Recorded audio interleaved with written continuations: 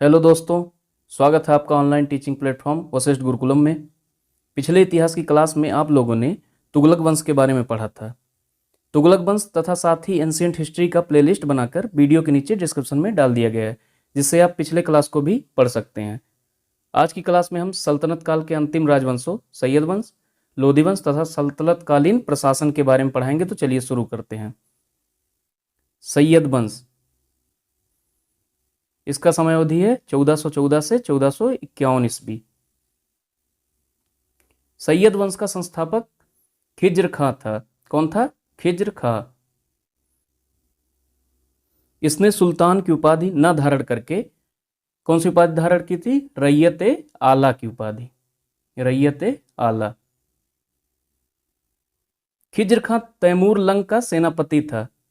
भारत से वापस जाते समय तैमूर ने इसे मुल्तान, लाहौर एवं दीपालपुर का शासक नियुक्त किया था।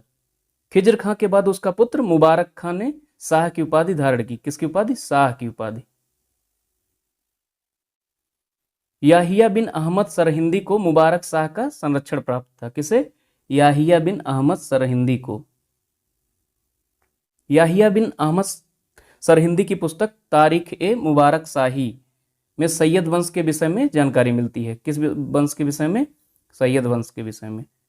सैयद वंश का अंतिम शासक अलाउद्दीन आलम शाह था। कौन था? अलाउद्दीन आलम शाह।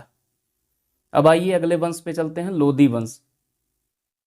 इसका समय अवधि है 1451 से 1526 तक। लोधी वंश का संस्थापक बहलोल लोधी था। कौन था? बहलोल लोधी। बहलोल शाह गाजी की उपाधि से दिल्ली के सिंहासन पर बैठा था। किस उपाधि से? बहलोल शाह गाजी की उपाधि से। दिल्ली पर प्रथम अफगान राज्य की स्थापना का श्रेय बहलोल लोधी को दिया जाता है। अफगान राज्य की स्थापना का श्रेय इसने बहलोल सिक्के का प्रचलन करवाया। किस सिक्के का? बहलोल सिक्के का।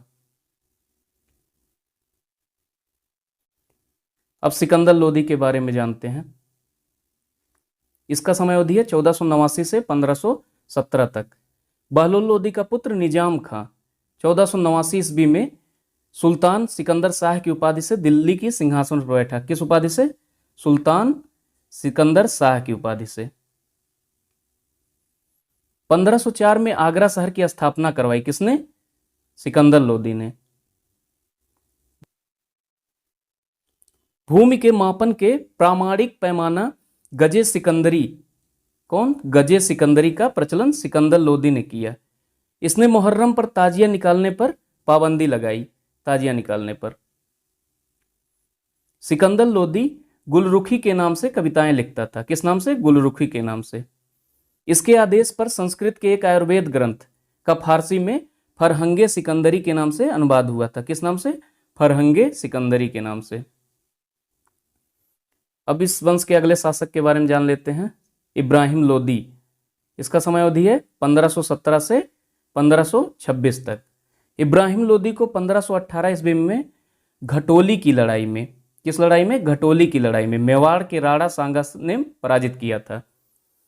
और 21 अप्रैल 1526 को पानीपत के प्रथम युद्ध में इब्राहिम लोधी बाबर से हार गया। इस युद्ध में वह मारा गया। अब आइए दिल्ली सल्तनत का प्रशासन देख लेते हैं। केंद्रीय प्रशासन का मुखिया सुल्तान होता था। कौन होता था? सुल्तान। सल्तनत काल में मंत्रिपरिषद को मजलिस ए खलवत कहा जाता था। क्या कहा जाता था? मजलिस ए खलवत।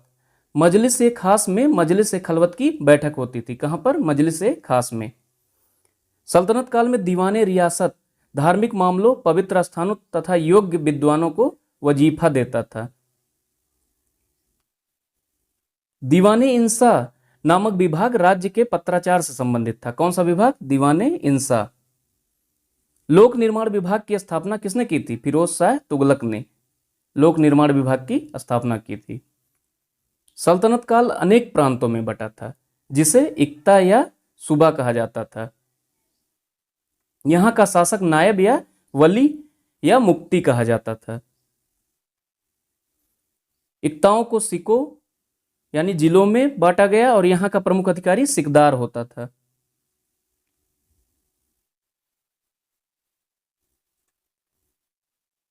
सिखों को परगनों में विभाजित किया गया। आमिल जो है परगने का मुख्य अधिकारी होता था। प्रशासन की सबसे छोटी इकाई ग्राम होती थी। कौन होती थी? ग्राम होती थी। अलाउद्दीन खिलजी ने इक्ता प्रथा को समाप्त किया था। आइए सल्तनत कालीन कर को समझ लेते हैं। उस्र मुसलमानों से लिया जाने वाला भूमि कर होता था। क्या होता था? मुसलमानों से लिया जाने वाला भूमि कर उस्र होता था। खराज गैर मुसलमानों से भूमि कर जो लिया जाता था उसे खराज कहते थे। जकात मुसलमानों पर धार्मिक कर जो लगाया जाता था उसे जकात कहते थे। और जजिया गैर मुसलमानों पर धार्मिक कर जो लगाया जाता था उसे जजिया कहते थे। अब कुछ विभागों को देख लेते हैं और उसे बनाने वाला सुल्तान कौन था। पहला विभाग है दीवाने मुस्त खराज। इसको कौन बनाया था? अलाउद्दीन खिलजी ने। फिर दूसरा विभाग है दीवाने कोही। इसको किसने बनाया था? मोहम्मद बिन तुगलक ने। तीसरा विभाग है दीवाने अर्ज। इसको किसने बनाया था? बलबन ने। दीवाने बंदगान। इसको किसने बनाया था? फिरोज शाह तुगलक ने। इक्ता प्रथा की दोबारा शुरुआत फिरोज शाह तुगलक ने की थी। किसने? फिरोज शाह तुगलक ने। इक्ता प्रथा बंद किसने किया था? अलाउद्दीन खिलजी ने।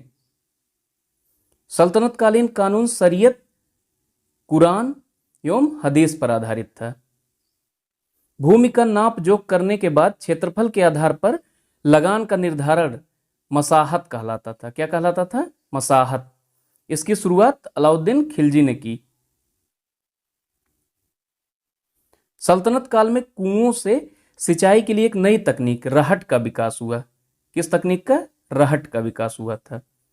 अब आइए इस टॉपिक से रिलेटेड कुछ महत्वपूर्ण प्रश्नों को देख लेते हैं। सल्तनत काल के दौरान भूमि वितरण और प्रशासनिक प्रणाली का एक अद्भुत प्रकार विकसित हुआ था, जिसे क्या कहा गया? ऑप्शन ए है महलवारी, ऑप्शन बी है पटवारी, ऑप्शन सी है इक्तादारी, ऑप्शन डी है जमींदारी। तो इसका क्या उत्तर होगा? Option C इक्तादारी। नेक्स्ट देखते हैं। भारत में सिकंदर लोदी का शासन काल कब से कब तक था? ऑप्शन ए है 1421 से 1434, ऑप्शन बी है 1451 से 1489, ऑप्शन सी है 1489 से 1517 या ऑप्शन डी है 1517 से 1526। तो इसका सही उत्तर होगा ऑप्शन सी 1489 से 1517। आगरा शहर की स्थापना किसने की?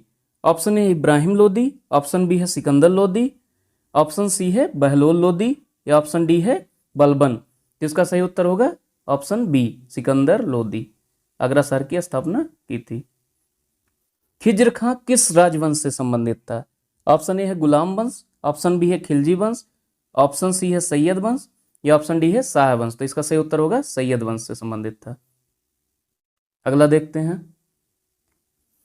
पहली बार भारत पर आक्रमण करने वाला मुस्लिम शासक कौन था? ऑप्शन ए है फिरदौस शाह, ऑप्शन बी है मोहम्मद गोरी, ऑप्शन सी है मोहम्मद बिन कासिम, ऑप्शन डी है महमूद गजनवी। तो इसका सही उत्तर होगा ऑप्शन सी मोहम्मद बिन कासिम। गुलरुखी शीर्षक से फारसी कविताएं लिखने वाला निम्नलिखित में से कौन सा सुल्तान था? ऑप्शन ए है सिकंदर लोदी, ऑप्शन बी है मोहम्मद गोरी, ऑप्शन सी है बहलोल लोदी या ऑप्शन डी है बलबन। तो इसका सही उत्तर होगा सिकंदर लोदी। सिकंदर लोदी जो है वो गुलरुखी शीर्षक से कविताएं लिखता था। दोस्तों, इतिहास की अगली कड़ी में हम मुगल काल के विषय में जानेंगे।